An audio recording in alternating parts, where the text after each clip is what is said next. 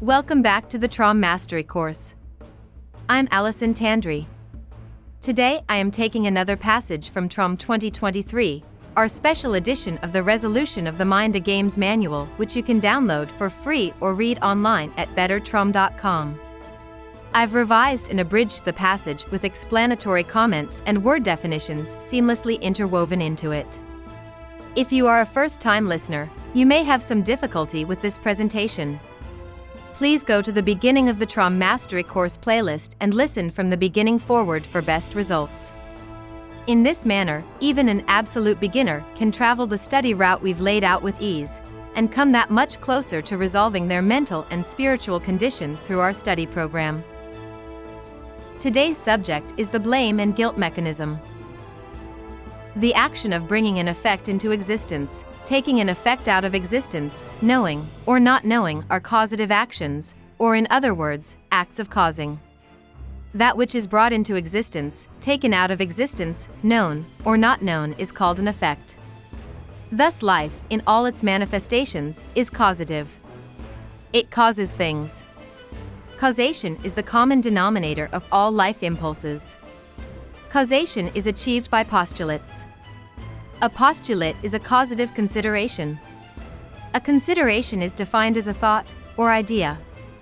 So, when we say that a postulate is a causative consideration, we are essentially saying that one brings his thoughts or ideas about by postulate. You want to cause an effect, and that's what a postulate is. It could also be called a desire, intention, purpose, or goal. For the best possible understanding of this word, postulate, please watch the video entitled Postulate Defined, which is on several playlists, including the Start Here playlist, TROM Video Glossary, and TROM Mastery Course playlists. Life can believe itself to be an effect, but that belief is itself a causative consideration. So even when you are saying something is an effect, that's still an act of causation. Do you see how that works? The idea that you, as a spiritual being, are simply some sort of effect, ironically enough, is your idea that you are one, that you chose to believe. Life is a causative force, and there's not much more to it than that. Responsibility is the willingness to assume causation. A being can assume causation for anything. The only liability to assuming causation is the being will lack games. The only liability to not assuming causation is to give the being an excessive amount of games. Thus, as games become progressively more compulsive, the willingness to assume causation, or in other words, responsibility, is seen to lessen. Unwillingness to assume causation is thus a measure of the compulsiveness to play games in a being. Complementary postulates enhance affinity, conflicting postulates lessen affinity. Affinity is defined as the degree of love or liking. If you have an affinity for something, you like it or may even love it. Thus, affinity is the willingness to create complementary postulates. Love is the expression of affinity. Reality is the degree to which complementary postulates are created. Thus, as games become progressively more compulsive, things become progressively less real to the being. Things are only as real as one is creating complementary postulates regarding them. Communication is the action of creating complementary postulates. When two or more beings adopt complementary postulates regarding a creation, they share that creation, which is now a co-creation. They are said to be in agreement regarding that creation. Thus, agreement is a shared creation. Affinity is the willingness to create complementary postulates. Communication is the process of creating complementary postulates, and reality is the resultant co-creation between the two beings. Those who have studied Scientology before will immediately recognize in this passage that Dennis is talking about the ARC triangle, which composes understanding. Hubbard explained that if you raised one corner of the triangle, you raise the other two. So according to Dennis, this actually starts with affinity, continues with communication, and ends with reality, which gives us a fresh interpretation of L. Ron Hubbard's ARC triangle. Games, because they contain conflicting postulates, lessen understanding between beings. A right action is a lovable action. It is an action that one is willing to create complementary postulates with. A wrong action is an unlovable action. It is an action that one is unwilling to create complementary postulates with. Thus, the concept of right and wrong is a concept brought about by games. There is no absolute right and no absolute wrong. What is considered right or wrong is relative to the being and the games he is playing. Thus, what is considered a right action in one society can be a capital offense in another. However, although the subject of what is right and what is wrong is within games, there is a senior ethic that can exist outside of games play. Dennis calls this the code of an ethical being. The code is as follows. Never force a person to know a thing against their choice. Never prevent a person from knowing. Never force a person to make a thing known.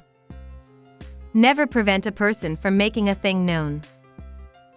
If you've studied the postulate failure cycle chart used in TROM, take note that this code of ethics is based on the 4 overts listed in the 8 classes of overwhelm, overts being the acts one has leveled against another to overwhelm them. They are: forcing to know, preventing from knowing, forcing to be known, preventing from being known. In other words, if one can keep himself from committing these 4 overts, he can lead an ethical life and avoid the pitfalls of compulsive games play. The only safe way to play games is to play them within this ethic. But the being can only play within this ethic while games are voluntary, or in other words non-compulsive. Therefore, he needs to address the subject of games with a view to taking the compulsion out of them. Thereafter he'll be able to play within the ethic, and enjoy games forever with no liability. A game's rule is an agreement between beings stating what is permissible and what is not, or in other words, what is right and what is wrong within that game. Laws are games rules denoting permissible play in a society. Thus, to accuse another of a wrong action is to accuse him of acting outside the rules of the game. It is to accuse him of unethical behavior. A being, having lost a game played fairly within the rules, can either accept the loss or attempt to imply that the victor had committed wrongful play. These are the only 2 choices open to him. If he can convince his opponent that he has committed wrongful play, then his opponent will believe that he has behaved unethically and did not win the game fairly. We call this blame. If the opponent accepts the blame, he feels guilt. Not wishing to behave in an unethical manner, the guilty being resolves not to play in such a manner again. This, of course, is the precise effect intended by the blamer, who, now having succeeded in limiting his opponent's willingness to act, is more easily able to overwhelm him.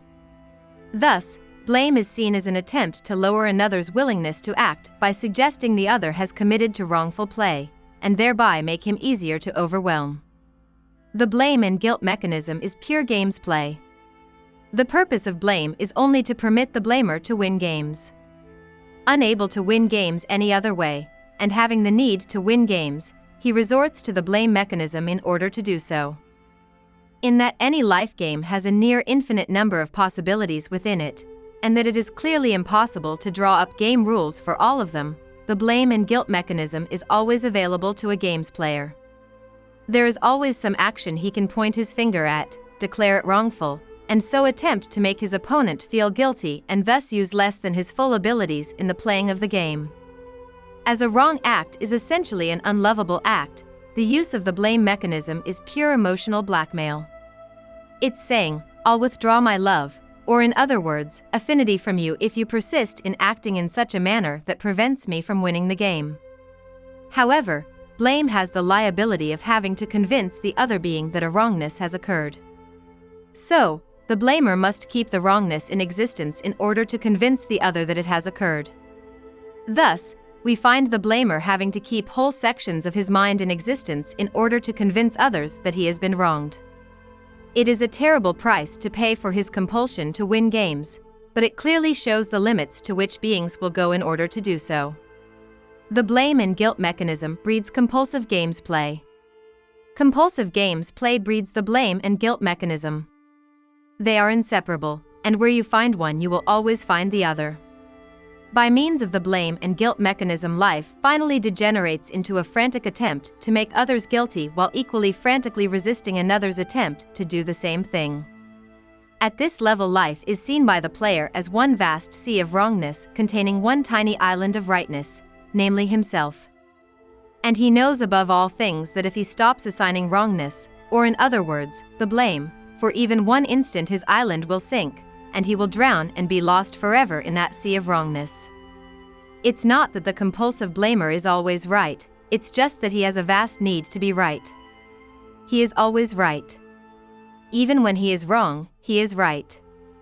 And he'll still be asserting his rightness when the coffin lid is nailed down on him. For he knows how to win games, always make sure that self is right and others are wrong. It becomes what's written on his gravestone. This is how the subject of right and wrong got into games play. And games have never been the same since. It has no other significance. Once you understand this, all you need do is continue doing TROM exercises to resolve such. As the compulsion to play games lessens, the need to invoke the blame and guilt mechanism also lessens, and finally vanishes. It always was a crummy mechanism, and games are much more fun and healthier without it. Shame is guilt exposed. Ridicule is the exposure of guilt. Shame and ridicule form a pair like blame and guilt, from which they were spawned. Thank you for listening today. This series will be updated throughout the following months, with an estimated completion sometime before spring of 2025. Be sure to subscribe for updates. I'm Allison Tandri. We are DIY Salvation. Don't just use your mind. Resolve it.